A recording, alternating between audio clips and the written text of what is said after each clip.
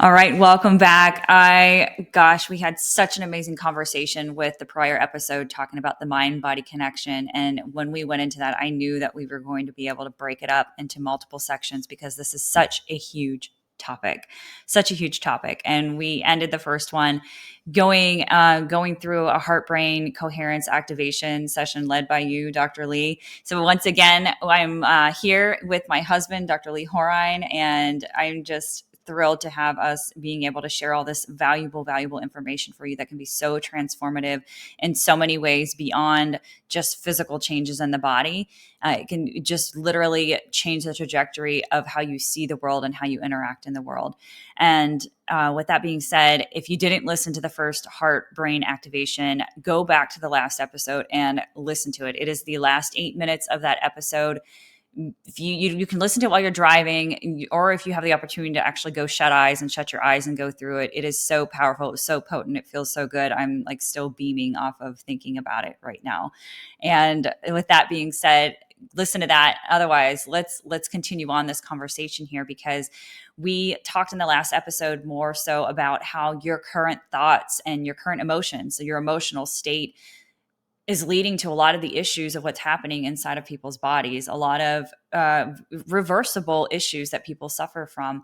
Pain, for instance, pains, infertility. We talked a little bit about digestive issues and how the thoughts can affect your body as far as your body's ability to be able to digest. And we talked about it more so in reference to the autonomic nervous system, meaning sympathetic versus parasympathetic, and clearly how we have a sympathetic dominance that a lot of people are dealing with on a regular basis, whether knowingly or unknowingly. Mhm. And in fact, we discussed how it is unknown for a lot of people, because and so it's a comfortable state because they're used to it, or that is their quote normal, even though it's really not normal. And so we hashed on that. So if that sounds foreign to you, go back and listen to the last episode so that way you can hear that, because we talked about neuroplasticity and how our brain will wire and lay down patterns to become very efficient, because your body is always working for you, not against you, but it will become very good at what it does most often by way of the power of neuroplasticity and laying down these wiring patterns to utilize energy more efficiently is really what it is. And so we talked about that, and then how you can start to rewire that so that way you're not using all your energy on being in that sympathetic drive, that quote running from the tiger state, and being able to utilize energy toward resting, healing, recovery, digestion, and reproduction, if that's what you want and where you're at in life, and more so being able to live a life full of vitality and building your inner resilience, right? And we ended that with talking about heart brain coherence and utilizing heart brain activation techniques so that way you can become more proactive with your health and more proactive with your body, and then also more proactive with the type of life that you want to live and the experiences you want to have, right? So this episode, I want to talk more about how there are emotions and issues that may have been created inside of your body as a reaction of experiences and situations and or emotions that have not been released, that have happened 20, 30, 40, 50 years ago, prior to when you were able to actually be able to verbalize it. In other words, a lot of issues that can be created and diagnoses that people have could have started when they were children. So I want to touch into that. How is it that something could have happened as a child without you even consciously, you don't have that frontal lobe developed? How does that happen? Well, we'll start off with this. There are experiences, and I want you to think about this yourself, experiences that you've had as children where, for instance, maybe a divorce. Your mom and dad got a divorce and you felt like very sad. And that sadness got locked up in your chest, where now anytime where you feel like this the squeezing of the heart, this heaviness on your chest, which can lead to issues around the chest area, like the heart having high blood pressure or having irregular heartbeats. And that initial sadness can now start to become linked with other types of sadness. So let's go back to this. Maybe you experience the sadness from your parents separating. And so now you as a child not being able to vocalize that sadness of being able to say, mom, I'm sad, or dad, I'm sad that you guys aren't together. I love being able to do everything together, that togetherness that, anybody wants connection, not being able to vocalize that. And so your body, your mind will internalize that within your body, because your mind will respond with whatever you think or what you tell it to do. It will do its best in responding. And in this case, maybe it responds with, with having your heart start to race, or dysregulation of your blood pressure in this case.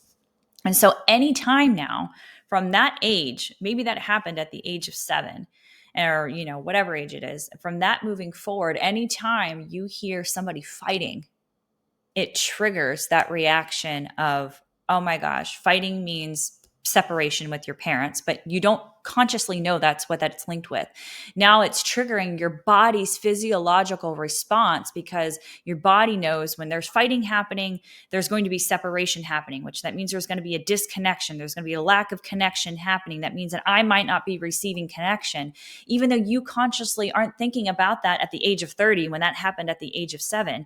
But now you hear that fighting, or that yelling, whatever it is. And now you start responding even to a situation that you're not involved with. You might just be overhearing somebody else fighting, let alone if you're involved in that fight. And now you start having blood pressure dysregulation, and your body is so good at that because you surely have experienced these types of yelling back and forth. It could just be kids yelling at each other, and you have that response, and your body keeps doing this feedback loop of responding, of increasing the blood pressure. And by this time, if you're having this experience at the age of 30, I'm sure you're on high blood pressure medication. And I would say that probably the distinguishing factor here that makes us even more relevant to adults is that we resist it. Yes. So as a child, if you didn't have a chance to be able to articulate it and process it, you don't have to actually even speak about it necessarily. Mm-hmm. But if you don't have a chance to feel it inside of your body and in a way know that what you're feeling is okay, that there's not a problem with you, then what happens is we start to create resistance to that. And we start to try to put our own like self-protective mechanisms around that particular emotional experience. And we can definitely understand this as adults today. Someone, and let's say that you do hear someone fighting, and it's triggering to you. That's the word people love to say these days. It's triggering, and all of a sudden now they get spiked, and they know they're like, oh God, I hate feeling this way. It's bothering me.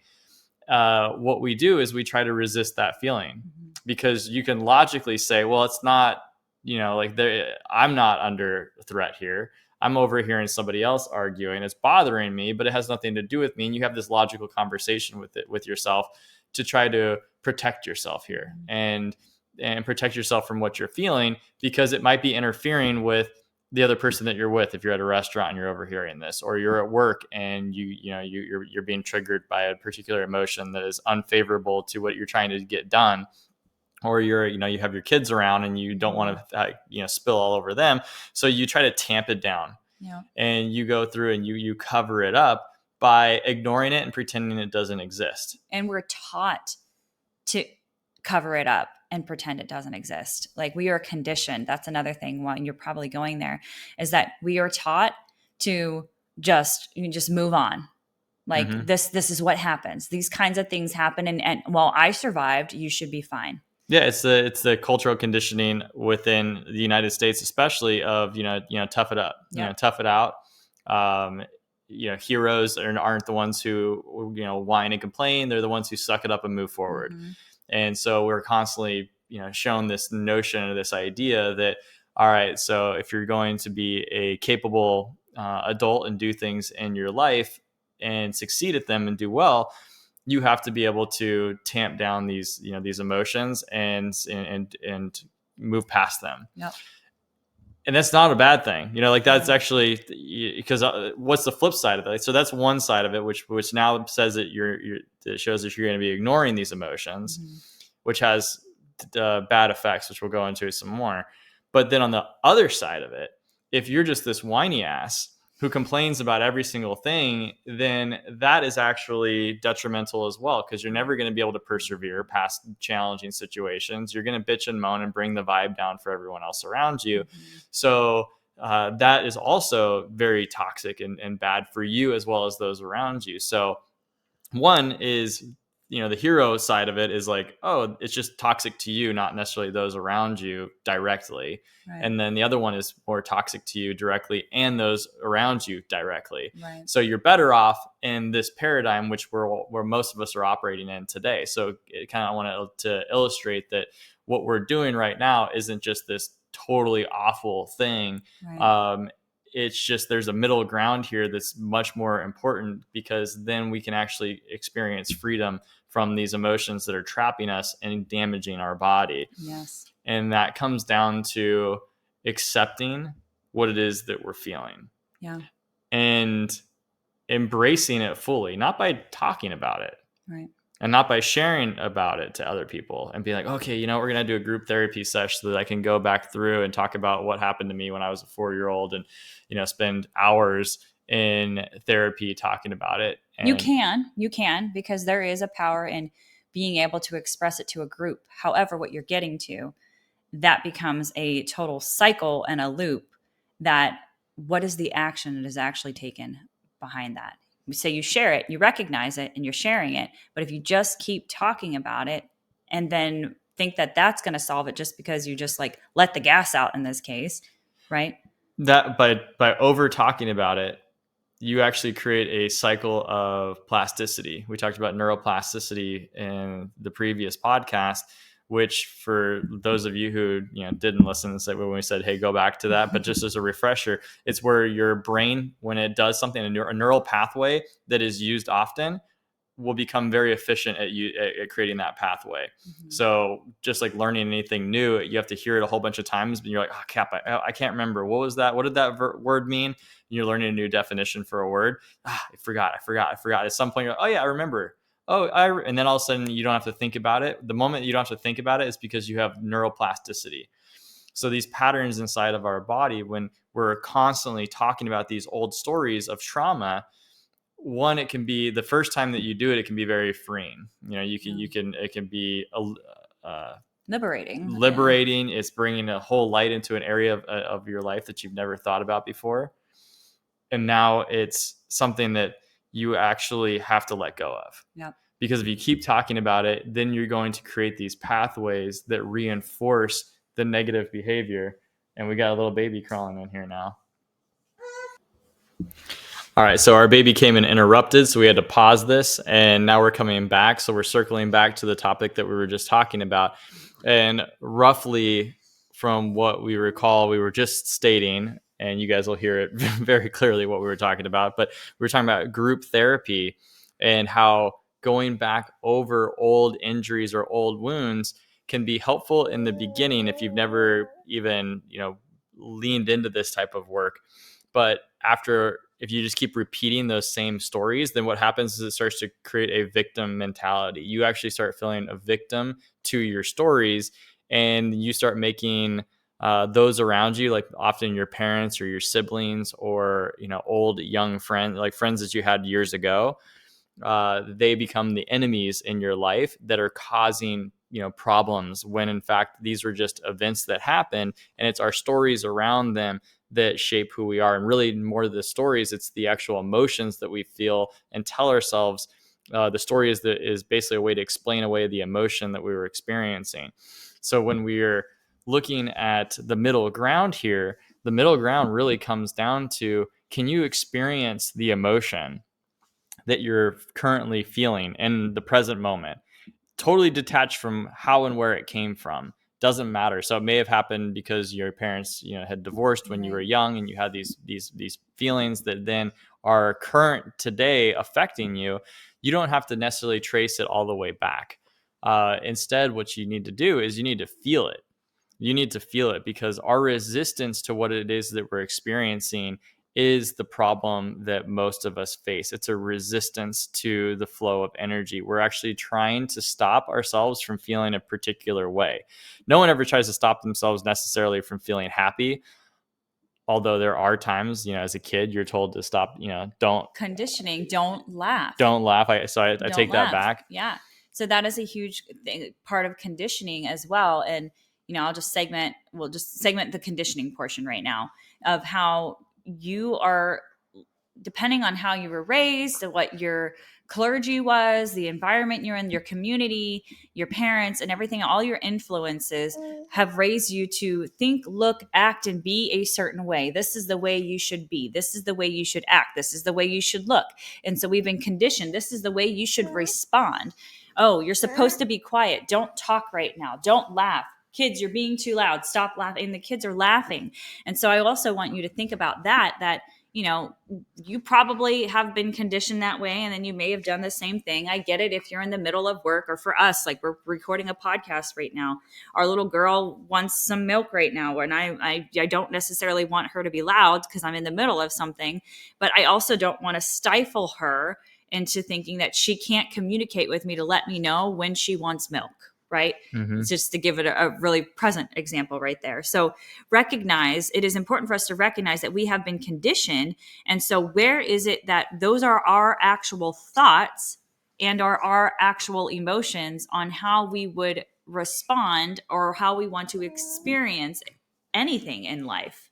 Yeah, it comes first to recognize the emotion, because we're very bad at recognizing emotions.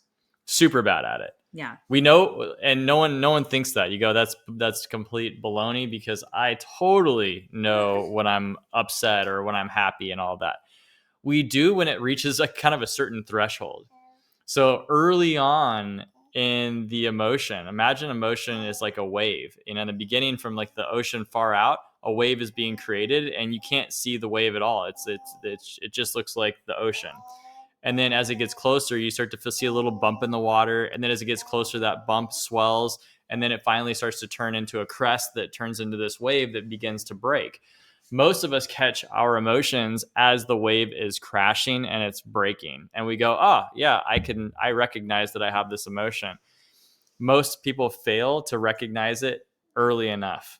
And when you recognize it earlier, then what you can do is you can start to embrace it versus resist it. Because if it's let's say it's more of a what we deem negative emotions. All emotions have their place, but if we deem it as like fear, or we have an emotion of anger, or we have an emotion of guilt, those we can, if we don't catch them very early, then all of a sudden the minute we start to feel them, we go, oh my God, I'm the hero here. I don't want to feel this emotion. This is going to impede me from getting to my destination or my goal. I could be just in conversation with someone. I don't want someone else to know that I'm feeling like angry or fearful right now. So I'm going to try to shove this away. I'm going to try to hide it.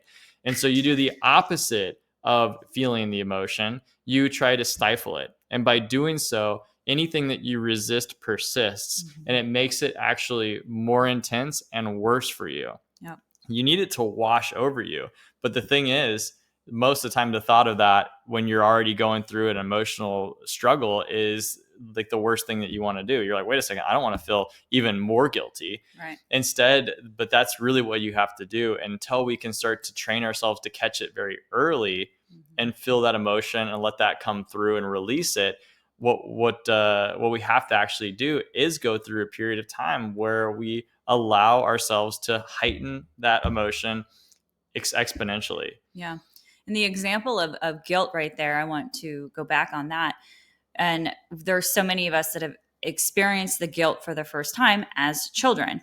Maybe as a kid, or maybe not, and we'll say older, maybe you had a crush on your best friend's boyfriend, or your best friend's girlfriend, whatever it is, and you decided to act on it, and you have continued to feel utterly guilty by acting on it, whether you started dating them yourself, or you started flirting with them, doing whatever, or goodness, maybe later on in life, like maybe you hooked up with them, and heaven forbid, that is like a big no-no in the girl world. Like, some people have carried that trauma even after they married that person. Yes, even after they, like, say for instance, exactly that you acted on your impulse to feel the connection with your best friend's, like, we'll say boyfriend in this case, and you hooked up with them, and next thing you know, like, you're married to that guy. So like that was literally the person you Could have been wanted 20 years ago. 20 years ago, and you're still feeling guilty because you hurt Becky's feelings or you hurt whomever's feelings because that was her boyfriend and you stole her boyfriend.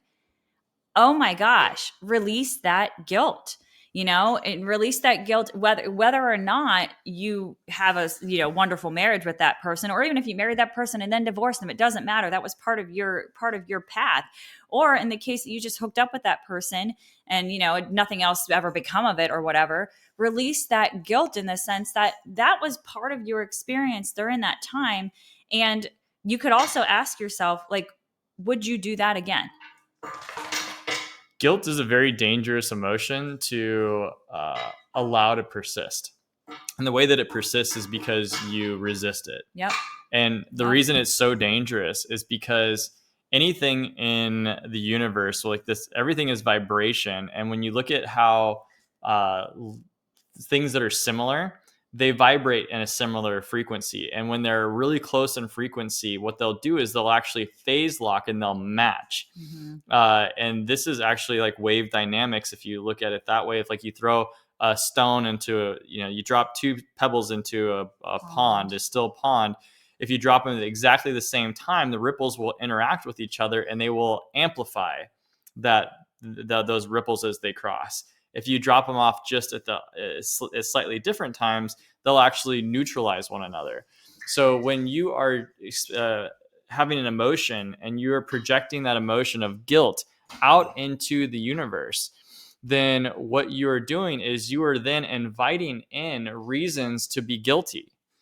So if you have just been thinking about a thought that you felt guilty about, that you're perseverating on, maybe your body just kind of took you there, your mind took you there, and you went back to whatever reason on why you're like, oh man, that was kind of my fault, and you just are kind of resisting it because you don't like it and you're trying to talk yourself into maybe a better state, and you continue to resist that. Well, what's happening is you're amplifying that guilt, and now you're going to attract that. You're carrying that energy in. You're carrying that energy of guilt, and you are just asking for everyone now to give you reasons on why you should feel guilty. You're basically, the world is reinforcing the way that you feel. Yeah. And that's because you put that energy out in the field, just like you gave the example of the ripples. Another beautiful example of that is demonstrated whenever you have, what are those swinging balls that go back and forth? So a pendulum. And you say there's a series of pendulums, and you start one and then you start the other. Metronomes. You're thinking about the metronomes. I'm thinking about the metronomes. Well, and it does it with pendulums too, though. So either way, experience, like you see the metronome, it's going. And then you have multiples of them, and they're all clicky clacking back and forth, and it's chaotic. Like it becomes like it goes through this state of super chaos. They're all on different timings. They're all on different timings of when they're clicking and going back and forth. But you give it some time, and they will start to sync up, meaning they start to resonate at the same exact. It is so amazing whenever you see that happen. But that same concept, it means that it will match whatever frequency you're putting out there.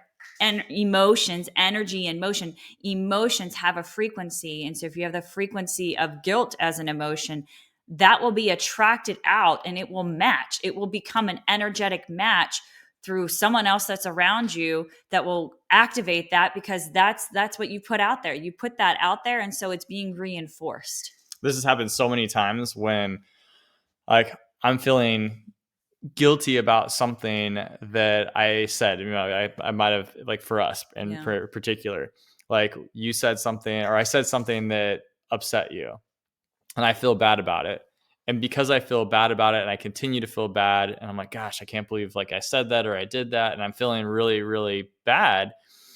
What happens is she might have been like totally unaffected by it and be like, oh yeah, whatever, no big deal. But because I continue to feel bad about it, suddenly she goes, well, yeah, you kind of should feel bad.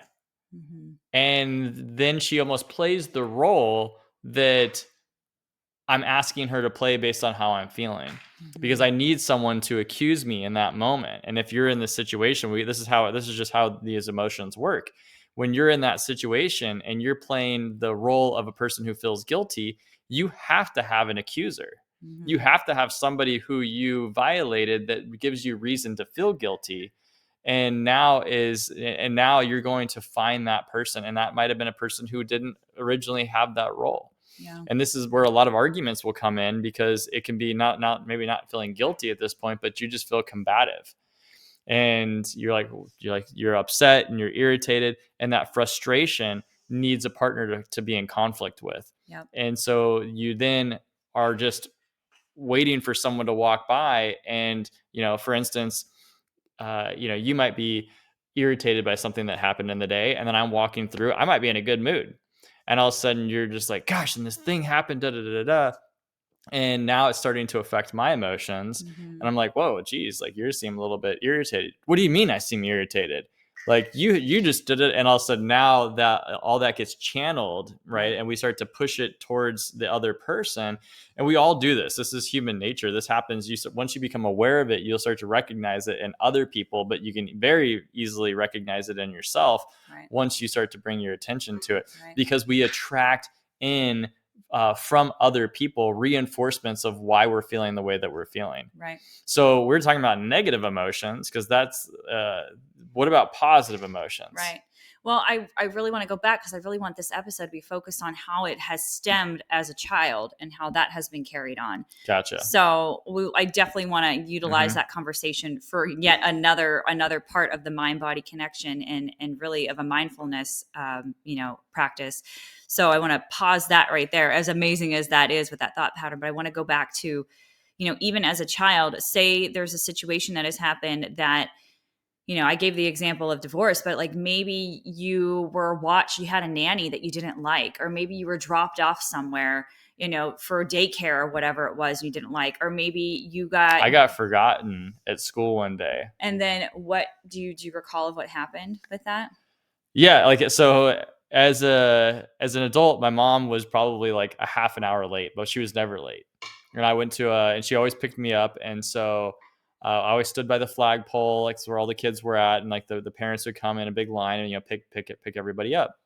That was the day that my brother happened to go home with another friend of his, because we were in the same school, and usually my mom would pick us both up. So my brother was already gone, and I wasn't part of an after school care program, because my parents would, my mom didn't work, and so she would come and pick me up. And I was probably, gosh, like 7, 8 years old. I was pretty young, and totally safe by all standards, because there's still adults present and like in the admin office. But I remember just feeling so upset and so like left and scared and Did like you feel worried. anything in your body? Do you recall of anything you felt in your body at that time? I felt like afraid and like overlooked. It's like I was forgotten. Like how did I get forgotten? Like how did I get left behind? Like that kind of a like sort of an abandonment feeling.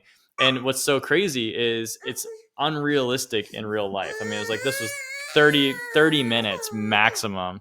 Speaking of abandonment, she's like, "Oh, let me have you." So I felt the abandonment of what was actually very ridiculous, of 30 minutes of being left behind in a very safe place. But I didn't know that as a child, and that had never happened before. And that was way outside of the normal patterning. And something like that, which was not my parents' fault. I mean, to have a lasting effect. I mean, so to the best of all parents' abilities, we're going to quote scar the kids in some way, no matter what, because they're gonna have these emotions unless they're equipped to be able to handle them. But what I wanted to get at with that is that I'm certainly, anytime you felt that sensation as a kid of being left, you were really quick to, like, your body had the memory of what that felt like then, that the same physiological pattern and response happened the moment that you feel like you were being left or left out or forgotten. That it has this negative spiral in your body of whatever inside internal reactions that your body was having with that.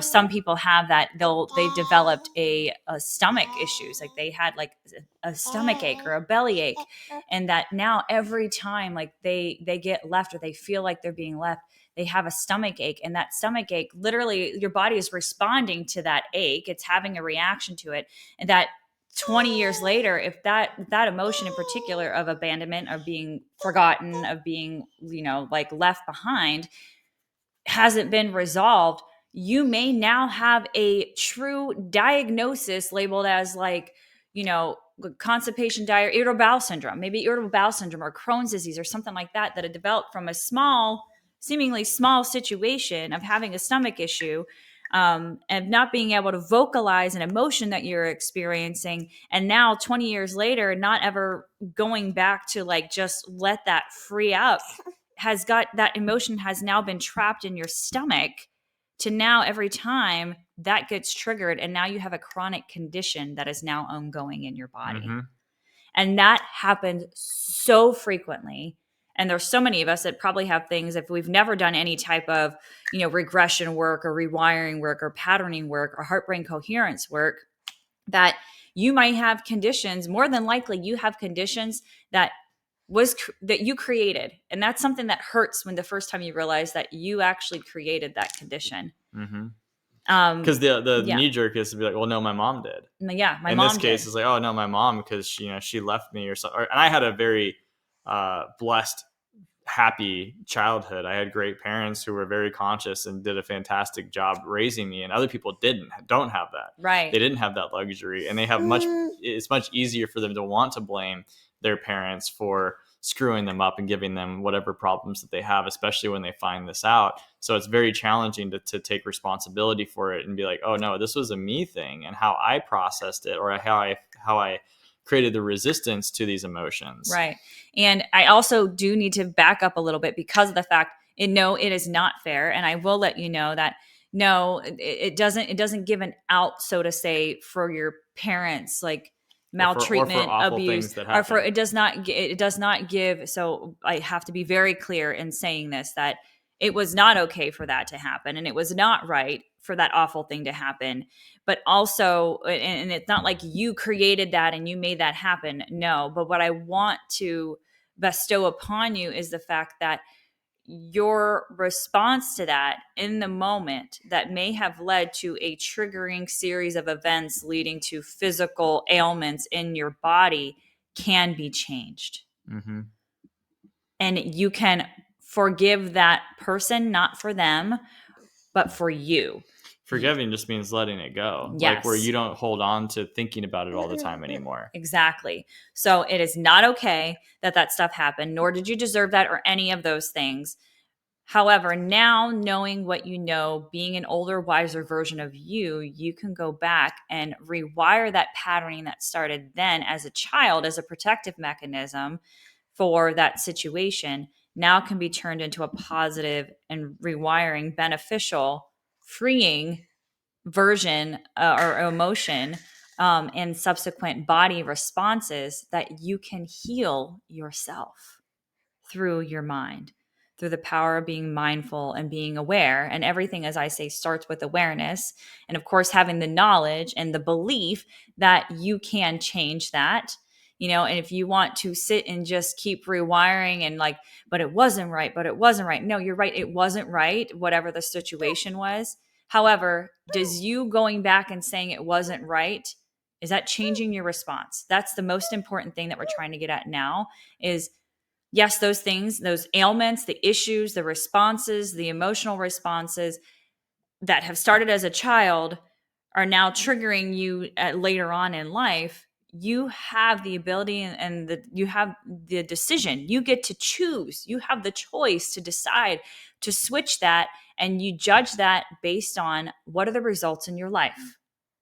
If you have things going on in your life that you're not happy with, you can change it. Yeah, and it's a powerful thing because it's very important that people recognize that not everything happens to them for a reason. Mm-hmm. But it's your response to it, maybe not even in the moment, but later later on down your life, that really shapes how you see that event. Mm-hmm. And it doesn't have to be initially. I had a a guy who was in my fraternity, who's actually my big brother in my fraternity.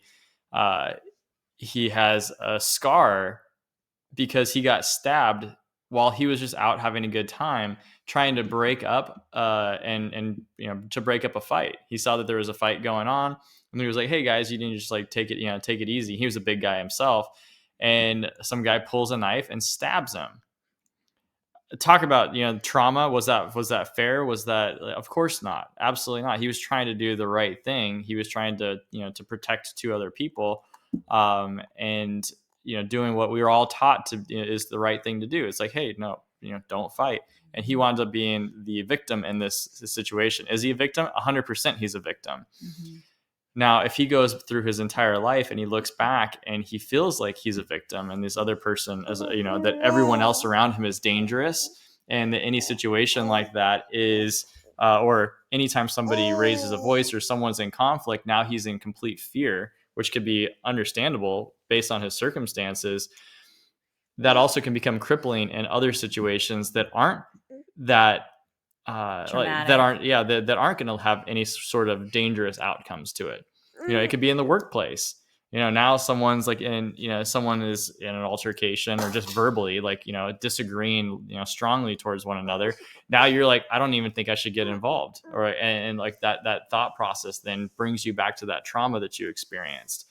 And this is where you have to be able to have tools at your disposal to rewire that programming that is now affecting you at a very deep visceral level. I keep bringing it back to the present moment, and I know you're talking about how it affects your body negatively, because we often go through these experiences now on an energetic level on repeat, Mm-hmm. over and over and Mm-hmm. over again. So something that was that was traumatic, that may not have been your fault at all, and you were a complete victim to it because you were young, you couldn't make choices, being in the household that you grew up with. It could have been sexual assault, sexual abuse. It could have been severe violence, extreme violence, that again you felt powerless, and all of these awful, horrible things that people have experienced in their lives. But to be able to reprogram that in the present moment without having to relive those experiences, Mm-hmm. because they are causing disease on a visceral level, if you don't have them cleared. Yep. You have to it's important to know that you don't have to go through and try to relive those experiences in order to clear them. Yeah. And exactly. that's why I keep coming back to that, because for me, I know there's people that have dealt with such trauma that to sit down and just to try to relive that and be like, no, we're going to work through that, is the absolute last thing that they want to do. Because it's one thing that if you have a story like mine, where it's like, oh yeah, my mom left me, or you've been left at a grocery store before, you had many times actually. But like for me, like that's a very benign story to be able to share and revisit and be like, oh yeah, I can see how that bothered me. Now, had I been sexually molested or been had severe violence against me, different story, entirely different story. Very, very traumatic experiences that you may never want to be. I know we've talked to people who have been like abducted as children, Mm-hmm. and like sold into sex trafficking. Yeah. What that doesn't compare. No. Like that's not apples to apples, like with my type of like situation and story. And to get that person to try to like talk about it and revisit it, it would be it's just torture. In which it goes on to saying that even just doing like just quote talk therapy doesn't have to, we were talking about groups specifically, but even like one-on-one on just rehashing the same thing over and over again, there's a better way to do that, so you don't have to relive that experience. And there's a way to, you can acknowledge it and recognize the extent of the emotions has it had detriment on your body, obviously in your life, but also in your physical body. And then what you can do moving forward. That's what's important, is that what actions are you going to take moving forward? How are we going to express that emotion? Let that emotion come out, let it, verbally come out, and then express it out of your body, remove it, rewire, and then fill it in with love and fill it in with positive emotions, beneficial emotions, and beneficial love in the body, in the heart, to allow your body to respond, allow your mind to respond, and allow your subsequent influences and experiences in life to be better. And so I just love how we can just take it in so many ways. This is why I love us being able to talk back and forth with this, because we brought in different elements of what I was originally thinking I wanted to take this conversation. But this is so powerful too. And I know so many of you, if it's not you or someone else close to you, can benefit from understanding these concepts of what we're talking about and how you can heal from this. You can change the trajectory of your life here moving forward. And that it's not saying these other group sessions and talk therapies are bad. It's just saying there is a more effective way to change and transform your life to go in the direction that you actually choose it to go in. And it starts with you making that choice, because you not making a choice is also a choice. And then you deciding, I want different, and what is it that you want different? And it's not, it can be judged and looked at based on looking at your life right now. Like, take inventory of your experiences in your life right now. So that will lead into another type of healing that you can do on rewiring, and reconnecting with that version of you that you want to have a conversation with, to rewire and repattern and then change the trajectory. And there's a whole series of other types of work that you can do to get yourself in what we like to say, like that magnetic alignment, or that heart brain coherence and magnetic alignment of being able to create a life that you love because you love it, for no other reason but because you love it. And so I want to conclude and wrap up this episode by doing a really quick regression of going quick regression in relation to something that may have happened as a child, and then being able to allow yourself to communicate with that version of you as a now older version of you, and do a quick little repatterning, a little bit of a recoding, to maybe just take one step in a direction of where you want to go to create a life that you love. So let's go ahead and get into that. We might hear some baby sounds in the background, so we'll see what we can do as we get into this. But let's start off with some music. If you have the ability to go somewhere where you can shut your eyes, that would be best. If you can go to a place where you can have just time with yourself, let's go ahead and do that at this point. Go ahead and find a place where you can sit down comfortably. Start focusing on your breath. Go ahead and grab your hand, place your hand on your heart, whether you just somewhere around your heart, whole hand, just tapping into your heart area right there. Whatever feels most comfortable, sitting comfortably, feet resting on the floor, having your legs crossed, sitting on a pillow, on a couch, wherever is most comfortable. Even if you want to lie down, you can lie down while you're doing this if you have that ability to do so. So let's just focus on relaxing our bodies. Go ahead and shrug your shoulders up into your ears, squeeze up, squeeze up, squeeze up, and relax your shoulders down.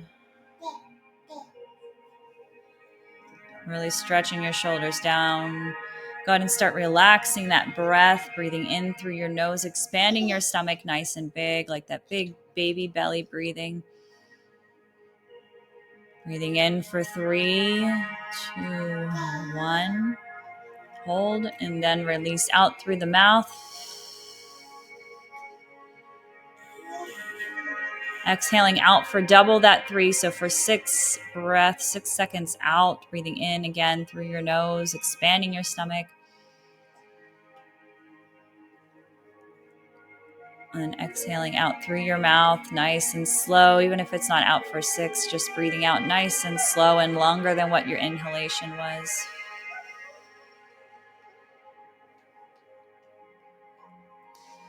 Go ahead and roll those shoulders back again. Bring the shoulders up towards your ears again. Shrug, shrug, shrug, and relax it down. Coming back to your breath, having your hand on your heart.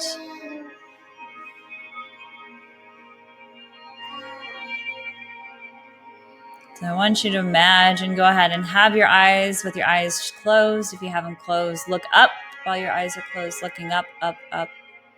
Having the eyes focused upward as we start to get yourself in a different state so we can start to rewire some things. And relaxing your eyes. And as we go deeper and deeper into this type of state of mind, allowing us to repattern and rewire those feelings and emotions that are no longer serving us. I want you to envision that you're walking downstairs. Doesn't matter what the stairs look like, but you're walking down the steps, and each step that you're walking down, you're going a bit deeper and deeper, deeper into those states of mind. Walking down, we'll start from a step, we'll start counting down from 10. And as we go down to starting from 10, going down 9. Each time you're going deeper, your body is getting more relaxed. You're becoming more open, more recognizing as you go deeper down the steps. And we're 8, maybe you're on step 7. You're getting nice and relaxed, deeper levels of relaxation. 6, step 5. You're feeling very comfortable, very comfortable. Step 4, step 3. And as we get closer to step 2, and then as we get closer to 1, I want you to see as though you have a screen that comes down before you. Screen just out in front of you, just comes rolling down for you to be able to see very clearly. I want you to transcend yourself back to a time where you first felt hurt. Maybe that time was hurt. First time you felt sadness. First time you felt left.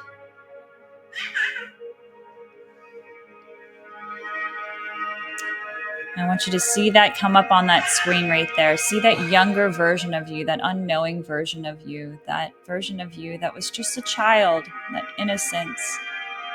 The younger version of you that felt left. You felt that guilt. You felt hurt in some way. And you don't have to go back and see that experience. If so, your version of you now, you see you're hovering over that version of you, that younger version of you, seeing that experience. You're just witnessing this through the screen right now. You're not in it, you're just witnessing.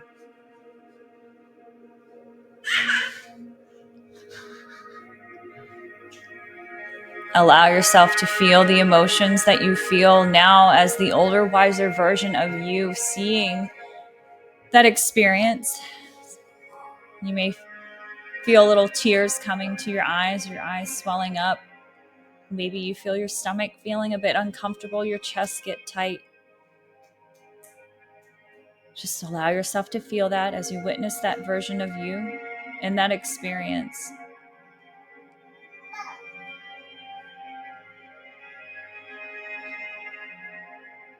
That younger version of you that didn't know, was in protection mode, was hurt.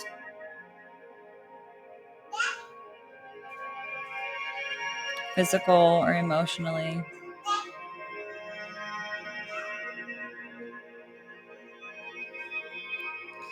As you're witnessing that, watching that younger version of you, seeing this experience that happened, I want you to go ahead and pause that screen, pause that. Once you come back to where you're at in your present state of where you are right now, feeling into your body, where are you feeling that tension? Are you feeling it in your chest? Are you feeling it in your head? You feel the tightness in your throat. I want you to breathe in, expanding the stomach, and breathe that out. Know that you are not in that experience. You're not in that place that was in the past. That you're in a different, safe place right now.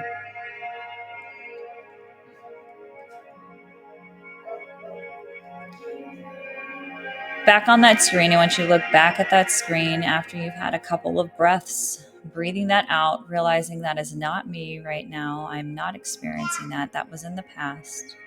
I'm in my present self right now. I recognize where I'm having these feelings within my body by way of witnessing what I experienced at that time, at that younger version of me that did not know that was feeling that. So with the blank screen, I want you to visualize that screen coming back up. And then you're on this walkway as you're on that bottom step. I want you to visualize that there's this big opening that you get the chance to walk through. And there's this beautiful door, big door. Maybe it's a golden door. Maybe it's more of a bars on the door, but it's a door that you know that you want to open. Once you go walk toward that door, and as you get close to the door, you realize you're feeling a beautiful breeze coming over you, like gentle touches and hugs of something that's on the other side that's going to remind you that you're in a very safe place. A very safe place. Maybe you feel like it's guys or loved ones that are coming to visit you, like these just gentle nudges that's just telling you, yes, it's okay, go ahead, open the door.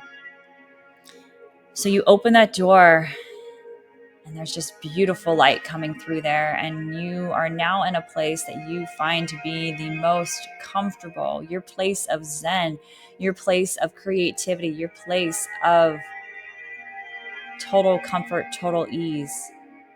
It might be a big, vast field with the sun shining, birds chirping, blue skies. Maybe it's out in the greenery and you're walking through, you see green all around and trees all around, and the sun is glimmering through those trees. Perhaps it's on a beach, you laying on the sand, hearing the ocean coming, hearing the waves coming and going. I want you to just enjoy that place of just your land of plenty. It's a land of plenty of opportunity, of whatever is comfortable for you. Go to that place, go to that comforting place, be there, smell it, breathe in the air, hear the sounds, see the colors.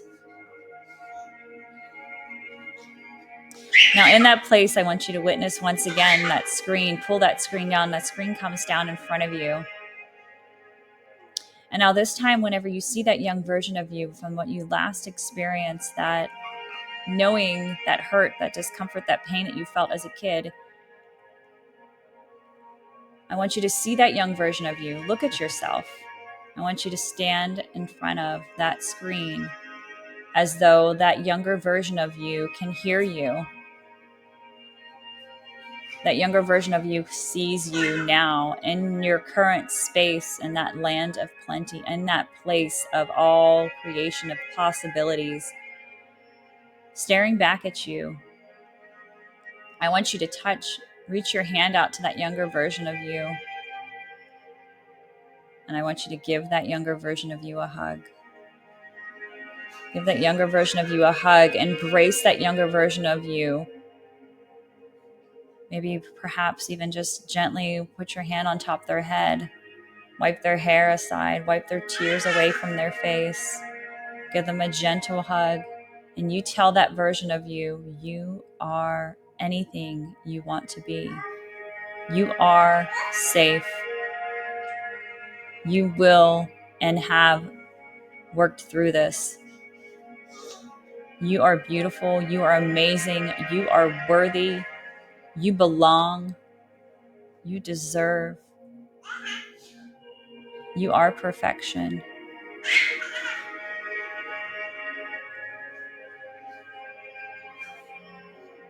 You are and have the ability to become and do anything that you want to do, that this was just an experience. And I'm telling you, because this is the older version, wiser version of you coming back to remind you now, to tell you that you're okay.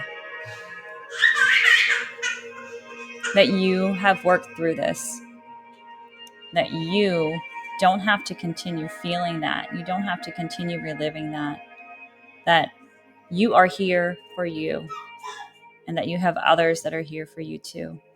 And that you now, my younger version of me, I love you. And if you want to step out of the screen and step into this land of plenty, this land of beauty, this land of creation, this land of, I get to choose how I want to continue my life and what I want to do and how I want to feel in this world, come with me. You are safe. And I know this because I am you. And I'm going to bring you out of that with comfort, with ease, with grace. And that younger version of you steps through that screen, now becomes next to you, walks next to you, lays next to you. And you get to continue holding your hand, hug again, that embrace, and telling that version of you that you are amazing, that you are worthy, you belong, and you are loved. And that your body is healing and your body is continuously changing and morphing with health, with resilience. And you get to change that you have the power within you to create the world and the life you want to create just because you love it.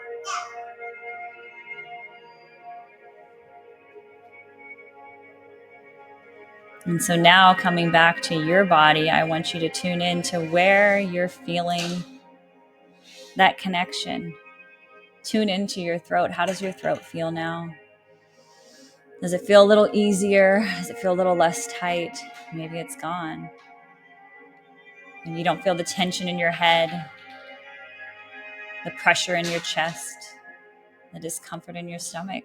Does not feel like it's there. I want you to tune into knowing that you are safe, that you were past this, that you can move on, and you have moved on, and you get to choose the direction you want to go. And you know and embody that now. The screen now closes, and that younger version of you just goes into that spot to replenish, to heal. And that younger version of you hugs you back and says, thank you. Thank you for letting me know. Thank you for letting me realize that this was just an experience that I don't have to relive. That I am excited to be this older, wiser version of me that I now get to see, because I see that you have done it, that you are doing it. And I believe and I know that I can choose the life that I want to live.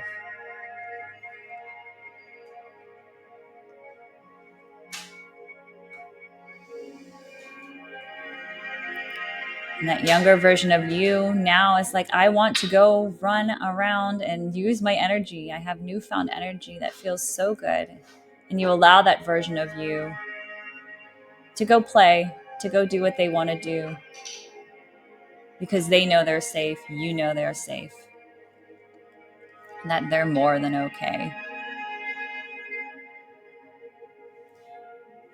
From here, you're laying down, you're sitting, you're walking in that place, in that land of where you're at.